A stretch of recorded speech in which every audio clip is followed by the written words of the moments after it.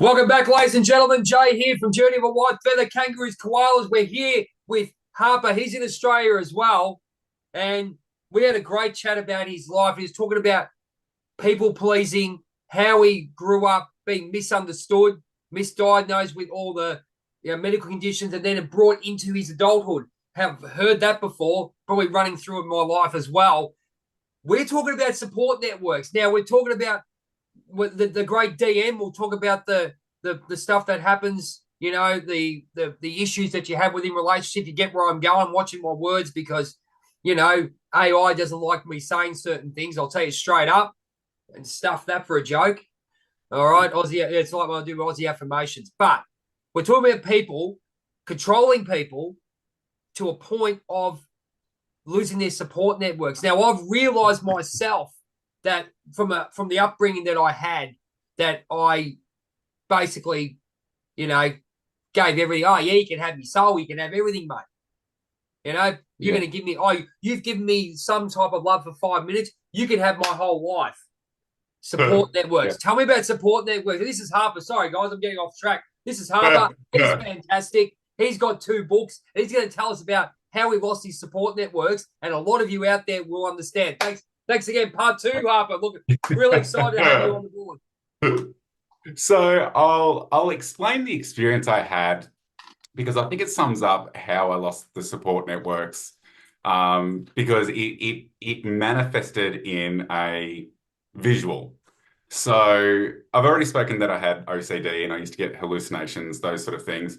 Yep. And once they actually figured out I had OCD and I was on the right medication, my brain slowed down. I was able to make better decisions, Okay. and function in society as a human.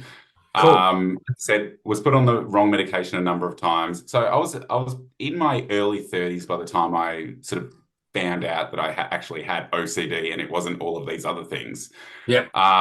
And just to let you know, my great grandmother, so my dad's grandmother, she spent 60 years in a mental institution. Wow. Um, I still don't know what she actually had. The records were supposed to be released in 2019, but they've Okay. changed the laws, so I can't actually find out what she had. Okay. But anyway, I'm assuming she may have had the same thing. Okay. Um, but thankfully, we've got medication, which helped, and I'm on so much less than what I used to be on because I've removed a lot of the trauma from my life. But anyway, if I ever say long story short, it's still going to be the long story. That's what we're here for, mate. We're here to talk, mate. We've got a while, so go for it, mate. Exactly. This is how my one book ended up turning into two books, because I have a lot of words that I want to get out. So after I left my ex-wife, as I said, I absolutely loved her, and I was like, I know for my own sake, if I want to stay alive, I have to leave her. There was no other option at this point. Okay.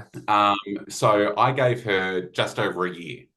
And like I said to myself, if she is nice to me for one day in this 12-month period, I'll stay. Jeez, that's And huge. That's huge, mate. yeah, which is, I mean, again, like I want to say stupid, but like that's the Did you? mindset. Okay. Can I ask you? Because I know I had it in a voice, and I worked it out. It was my shadow, my subconscious programming, people pleasing bullshit programming that I've gone through. I think we fight each other. I think we really fight in our own heads when we do these things, because you think, why the hell are you giving up your life or giving up to this crazy person or these clowns that you're doing? But you just don't know how to get out of that spiral, isn't it? Would that be fair to Yeah. say? Yeah. Well, I mean, I wholeheartedly believed in my head that when I left, I'd be leaving with nothing and no one. Like that's what I believed. Um, but And you know where that belief came from, right? what was that? Sorry. You know where that belief came from, right? Well, I believe it came from like just years of torture. That's what I'm saying. Yeah, you know where that Yeah. came. It because I look at it. I look at the shadow, and Greg Riley, he probably hates me mentioning him all the bloody time. He probably loves it, but he's a great man. There's always to put yourself into that emotion, and he this is how you retract your subconscious and shadow work that you do, and you had to go. There's always a Pacific Pacific was it the event that happened to give you that, and then you might progress into so many. Have you done that? Have you done that work before? I haven't, no, but I will look into it. Yeah, definitely. If you want to speak to Greg Riley, yeah, he's the man. Yeah, That stuff. And he's a great man. He's a very safe. Yeah, I speak about him so highly because he gave me the opportunity to be what I'm doing now. So I wouldn't be doing what I'm doing now without his guidance. So I always do it. But yeah, awesome. yeah. So anyway, sorry to cut you off about that, but it's just, no, that's all right. I really enjoy connecting with people on this level. So you got that. So you had that people pleasing one time in 12 months. I'll go back to One time in 12 months. Tell us a little bit about that. Tell us what was going through your head there, Harper. Yeah. So I thought, okay, well, if she shows that she's a good person, or that that she loved me, because I as I said, I'd become a Christian when I was younger, and when I got married, my ex-wife also became a Christian, like she wasn't beforehand. Yep. Then we left the church because she decided that she didn't like certain people at the church and those sort of things. But I've heard that. I realized now that also was part of her thing. She infiltrated every part of my life to actually pull it away. Wow. So she became very close with anything and anyone that I was close to actually take it away. Like to sabotage it or just really rip it out. Yeah, okay, cool. Yeah. Yeah. And I mean, obviously she had her own issues of why she was doing that, but that's what. But this is the thing. Okay, I ask you this question. Even though we've got people who we know ourselves, we've all got issues and all those kind of things. Yeah. Do you think it doesn't give people the right to treat people the way they treat them? They should be realizing that. I mean, this is our pat on the he had with this happen to, or she had this happen. Please excuse them. But isn't there a boundary of how you treat people, mate? Absolutely. And see, and you 100% spot on. So you give people leeway because of those experiences, but at the same time, you can't be their doormat. Yeah. You can go, oh, I understand why they're doing this, but I'm not going to be treated this way. And that's where boundaries come. Like, this is not the way I want to be treated. And this is where boundaries come in. I think that, and I guess subconsciously they stop your mind stops you because you've already been programmed that way to get to that event or that fear that you've had, and you don't want to go that way. But the boundary is to actually get through that forbidden door and go, stuff you, mate. You're going to play the victim card on me, but we're not being cruel. Let's cut the bullshit, mate. You're being a bloody dickhead. You know what I mean? Let's go. You got to help yourself. True. Exactly. Keep it going. And so I made the decision that that's what I was going to do. And in that 12 months, I'm like, okay, I need to try and see if I've got some support network left. Yep. So I reached out to a cousin that my cousin and I were like best friends for like almost our entire lives. And she was cut off as well. Okay. And I hadn't spoken to her for years. My sisters were cut off, my parents, the only friends I had left were the husbands of the wives that my ex-wife was friends with. God, I know, mate. I know that. And so I'm like, okay, wow. I reconnected with my cousin, and she's like, what the fuck is going on? She's like, I'm not allowing this to happen anymore. Like we met up after like 7 years. We met up and she's like, I'm not allowing this to happen anymore. She's like, we're going to catch up regularly. So I'm like, okay, that's good. I still didn't tell her that that's what I was doing, like that I was planning on leaving my ex. But I'm like, yeah, I definitely need this. So she was the first one that I brought back in. And then one of my sisters, which was probably the less objectionable sister to my ex, I brought her back in a couple of months before I left. Yep. And it finally got to the day, and I packed my suitcase and I said to my ex, I'm like, I'm leaving. And of course, through on the tears, like, don't, what are you doing? I can't live without you, blah, blah, blah. And I'm like, no, I need to go. I need to go. I left, I went to my parents' house, and that night, the five husbands of wives came around. Oh, of course Uh, they did. yeah. Because the victim went and go, oh my God, he's lived there, blah, blah, blah, blah. Yes. And then I explained what was going on, and I said, this is what's happening. I mean, obviously they saw some of it, but a lot was behind closed doors, so they didn't see Yeah. the other part of it. Yep. And then one of the husbands stayed behind after the others left, and he's like, "You're right, we don't have to deal with this." And so then 2 weeks later, he left his wife. And then 3 months Wow. later, the other guy has left his wife. Because he's like, we don't have to deal with these women controlling every single aspect of our lives and making us feel like shit and unworthy. So, like, my ex had finally found a couple of women that treated their husbands the same, so it was all okay. This is what I'm saying. This is what's going on, mate. We're talking about, they have the men and the men. This is why I got you on this men and women thing. The women go getting away with stuff. It's not about, it is about that, to be aware that it's happening to men and women, mate. This is what's happening. Yeah. The control and the bullshit going on, the control, and whether it's over, whatever's going through anyone's head. They say it's all about blokes, but mate, mainly these days we can see that why men are retreating from bloody relationships, because they're scared that it's one way with the women, and women said, they're scared of commitment. Mate, they're not scared of commitment. They're not. It's as a human being, rather it's a relationship or a friendship or what. What the friggin' heck you want to put that shit for, mate? You don't need that crap. Yeah. Yeah. And you get in trouble for saying, and I say trouble deliberately, you get in trouble for saying that on a public forum. I steered clear, like in my TikToks for a long time, of mentioning anything about my ex-wife, because as soon as I mention that It's a domestic lady. violence does go both ways, like, and it's not a gendered issue, like people in general can just be horrible people. Like, that's not gendered. Like yes, the methods are different. Like, the methods are At the definitely end of the different. day, mate, assault is assault compared to a person. Doesn't really matter, mate. And I've always had the opinion of people like yourself having this voice. This is why I do what I do. And ladies out there, if you've got some issues, so I know people have got it. And I'll tell you straight up, these people aren't being heard because there's people out there who are shutting them down.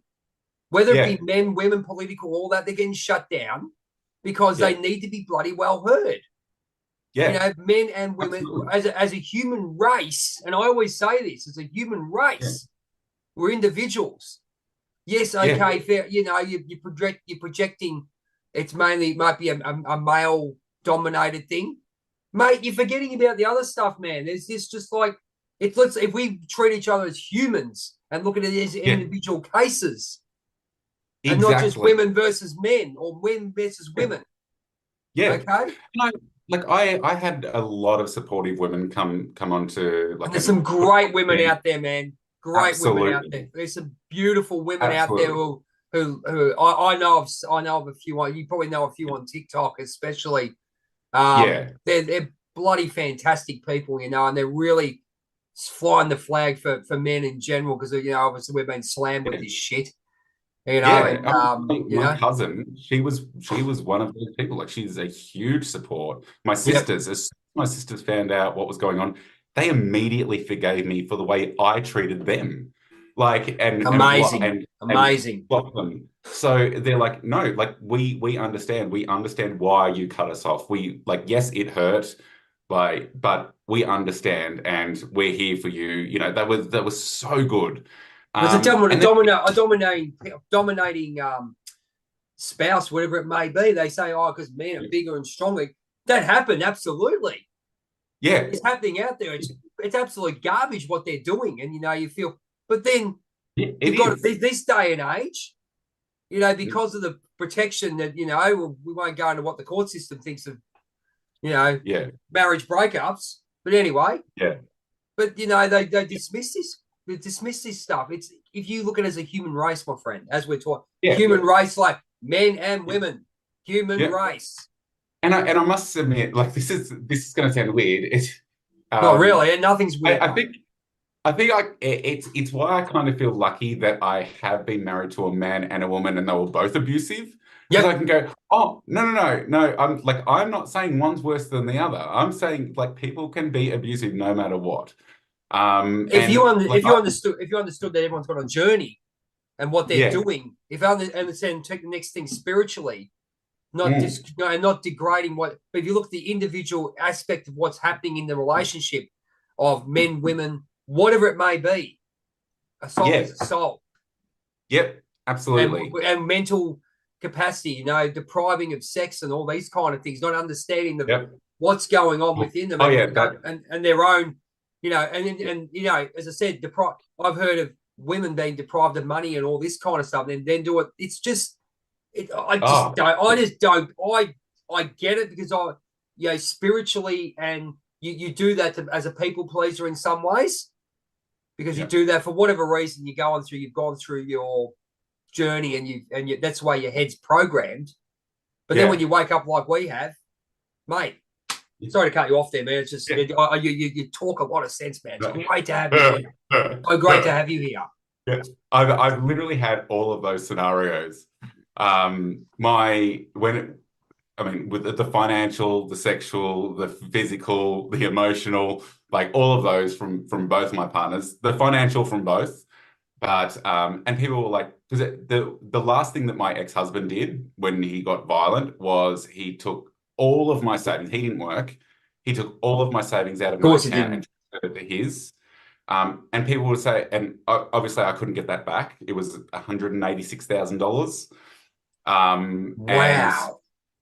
and then I spent more money last year on lawyers than I earned to try and get through it. Well, mate, Uh, credit to you for being here and coming on this show, man. I mean, let's get and writing two books, mate.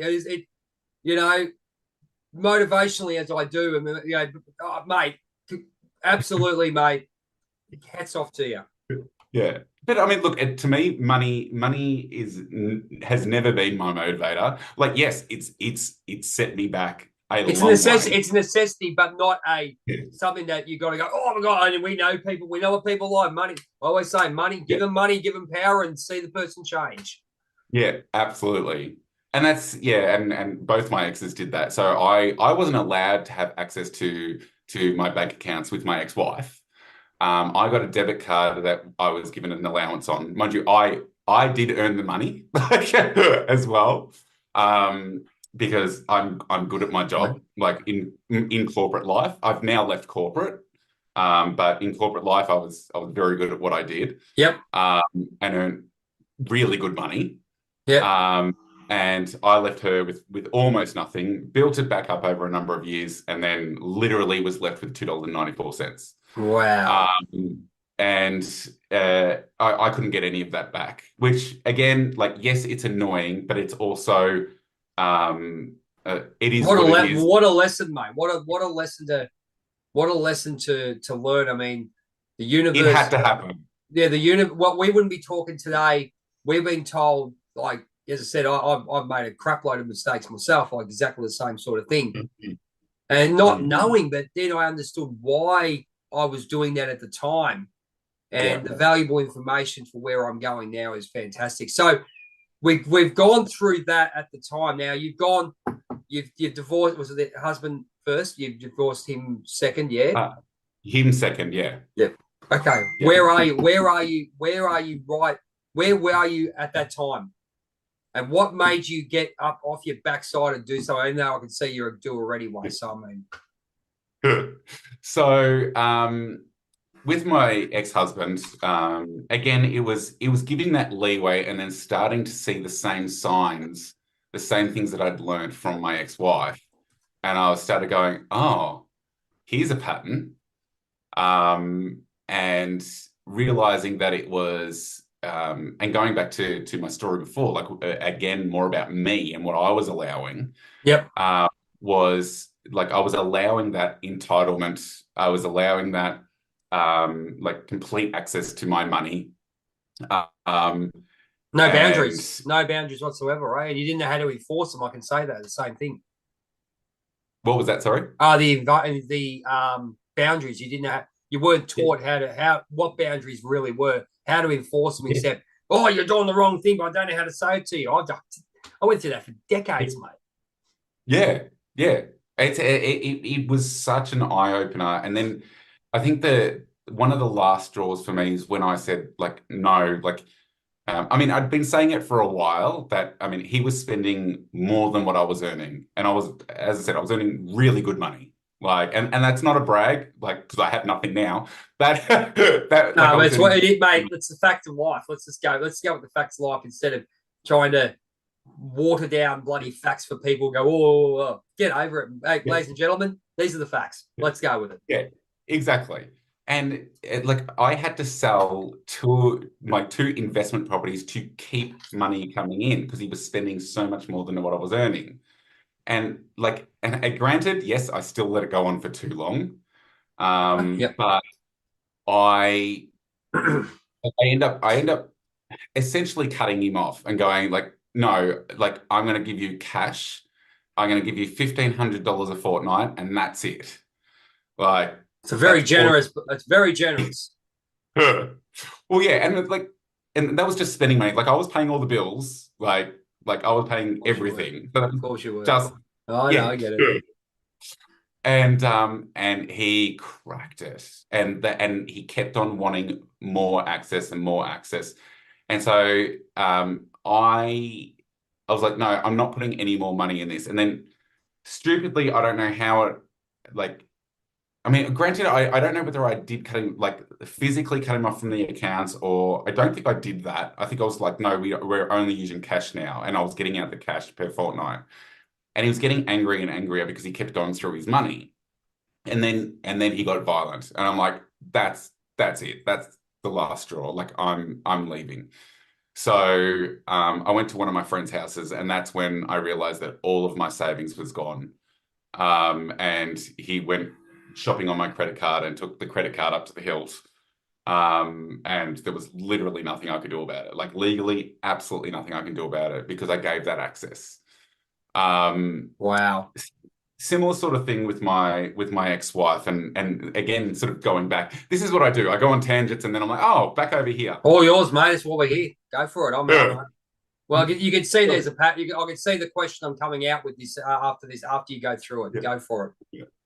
So, like I learned with my ex-wife in that period when I actually left her, like I had some support network back. I went to my parents. My parents, as I said, were traveling Australia. They weren't supposed to be home for months. So I'm like, great, I can just stay there, be okay. They come back almost straight away. Um, and and then it was literally only a couple of weeks later where I was trying to get my house ready to sell that my ex-wife moved her new boyfriend in. And that You broke hear me. about it always. You hear about this on TV shows. Seriously, like, you know what I mean? Yeah, This is what people don't understand. It's psychologically, spiritually, and universal. It's spiritually. yeah, But this is the thing. We allow it to happen. This is where I was yeah, going with. We all allow with where we are. We allow it to happen until we get to a point where, yeah, with myself, I turned everything around, and I yeah, turned the lessons onto me after I had my awakening, first part of my awakening process. So I get it, and you yeah. have that. And I don't know. Did you have after you did you have a like any type of breakdowns or anything, or Yeah, so a that's type form of recluse or anything like that, or yes, so that's the story I'm getting to. A long time, but I will get no? there. That's all So right. No, you're right. yeah, so her doing that, like as I said, it that broke me. It broke me mentally, physically, spiritually, like absolutely broke me. I there is a number of weeks that I don't remember at all. So the doctors, like I was put into the care of my parents. Like even though I was staying with my parents, I was like like I'd moved out. Like I'd organized a rental in the city, and I had to go back and stay with my parents. And allegedly I was keeping them up all hours of the night and everything. And And my parents don't like smoking or drinking. Never allowed that. But they were letting me drink and smoke in their garage. Wow. and, Okay. and going out and buying me alcohol and cigarettes because it's like all I wanted was to sit, drink, and smoke. And they're like we just need to make him okay. So let him do that. And going down to the shop and buying alcohol, which they'd never done because they don't do it. Which I commend them for that. I mean, again, probably not great that they're like, But you have a look at it logically, they didn't know what else to do. It's what people have to understand. They go, yeah. what if you look at journeys, and look, I'm still accepting of some people's journeys because of I think they know more than what they give off to. But that's just my opinion. But Yeah. what's the first thing they did? You go, you want that? Their parents, they go, the first thing is to look after our son, and that's if that's going to keep them alive, Yeah, so be it. and that's what they were thinking. Like they So were be like, it. "Oh, as long as he's sitting in our garage, drinking and smoking, out of his mind, not knowing what's going on, we know he's there. We know he's safe." And all of it, like they were taking in shifts and like sitting with me. And Wow.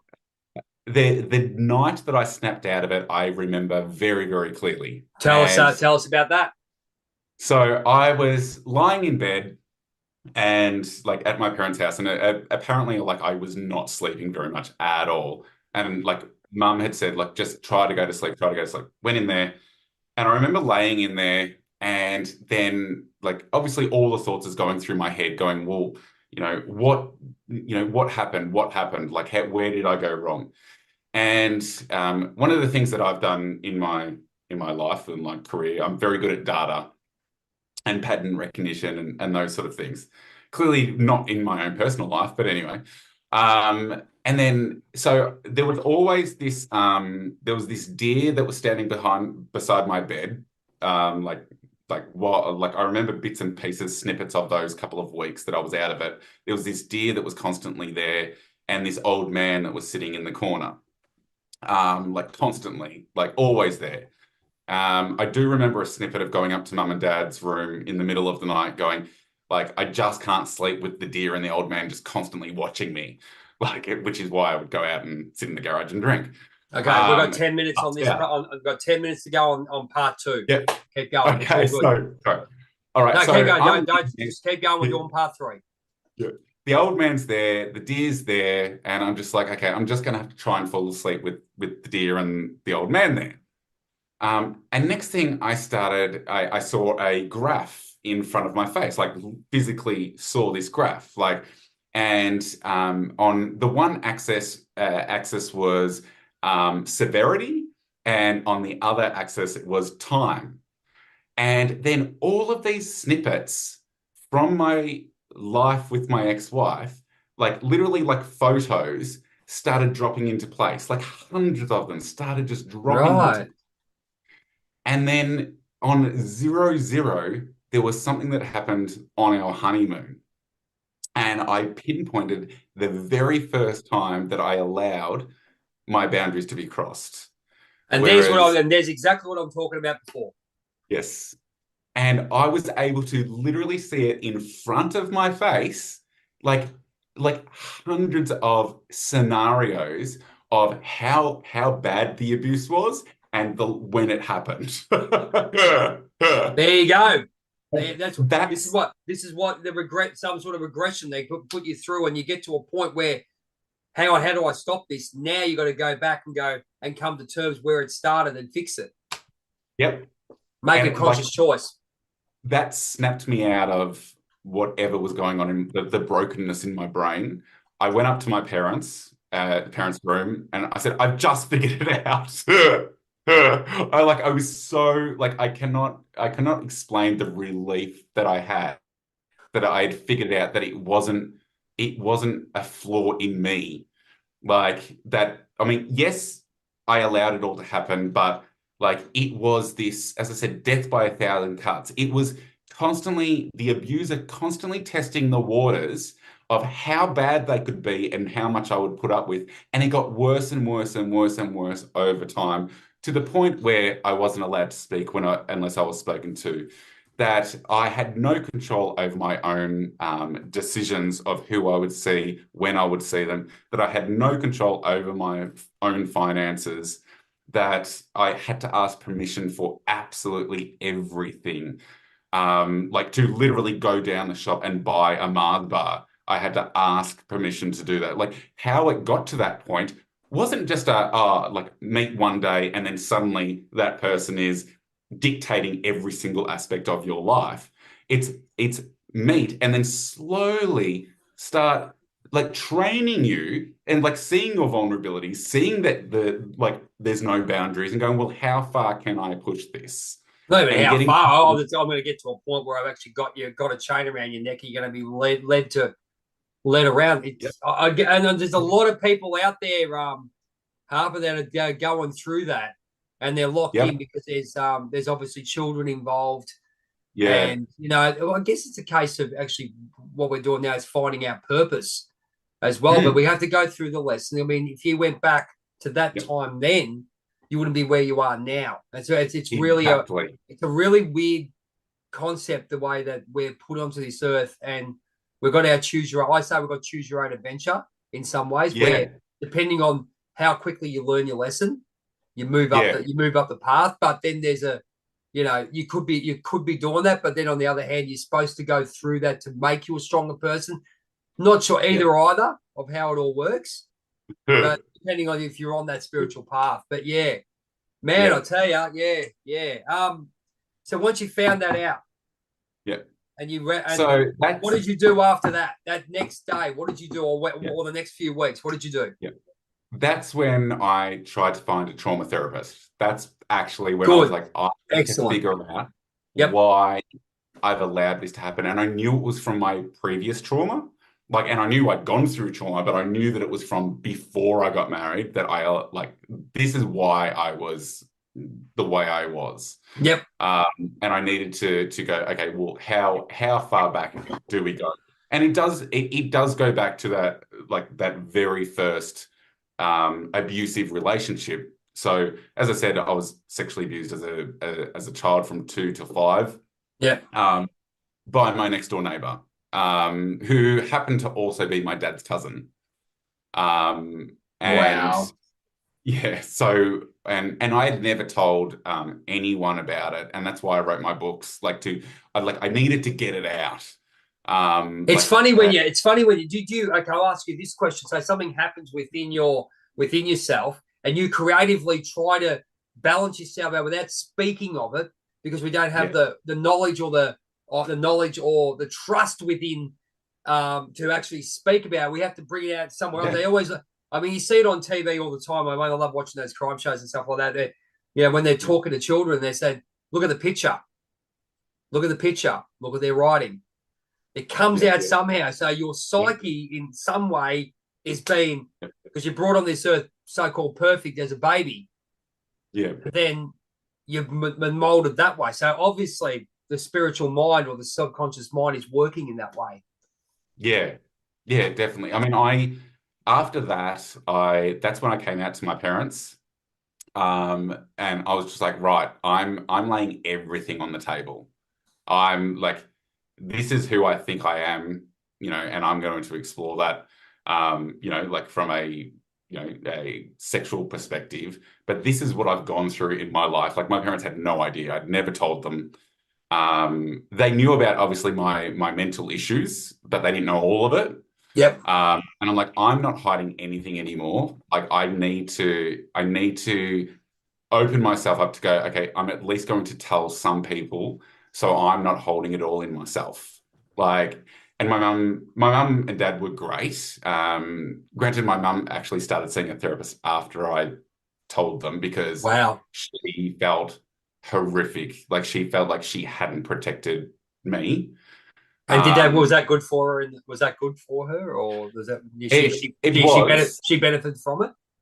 Yeah, I mean, she's still very, very angry with the person, less so at herself. But it's channeling that anger too. I mean, it's just like it's human emotion. That's what we do. When we still do it, I look at someone and go, yeah, why'd you do that? But I think I find that we were actually looking for some sort of apology in some way. That's how I played my victim mode, where we go, why would you do that to me? What the fuck are you doing that to me, mate? You know, and I've just gone, then I've walked back and gone, okay, you've done it. You're a dickhead. And you're not getting another man. Bugger off. Yeah. Well, and you got to accept it that way. Mum learned a lot about herself through that period. Yep. My dad, because I said I've written books and I explained that I had changed the names of characters and blah, blah, blah, but it essentially was a lot of what I'd gone through. And so Dad's like, I want to read it. So he read it, and then they came to my house. I was like much better, living by myself back in my apartment. And they came down, and Mum's like, I'm going to go for a walk. Your dad needs to ask you some questions. And my dad and I had never really been close. And Dad told me, like, he's like, I need to know what's true and what's fiction. Okay. And I was like, okay. So he went through all of the things, and he's like, did this happen? Did this happen? Did this happen? Did you do this? Did this happen? I was like, every single thing he asked me, I'm like, yep. And my dad's like, okay. And he's very, very stoic man. And he's like, okay. And he goes, I'm sorry, I did not see anything, and I don't think I ever knew you. And I was just like, no, because I didn't let you either. Like, well, you came to that conclusion. It's amazing what you've had with your parents. On that note, we're going to hold it for part 3. Yeah. Amazing interview. And thank you for being so honest on. We don't know each other, and as I said to you, but the thing is, getting the stories out, ladies and gentlemen. This is what it's all about. And again, I'd like to thank Harper for coming on and sharing all his views and what happened. And you can follow him on TikTok, Harper Black Author. Jump on and follow him. And we're going to come back with part 3. He's going to go. I'm going to go and get this thing converted so we can get it out there so people can see it. Part 3 coming up very, very soon. Take care, and we'll speak very, very soon. Thank you.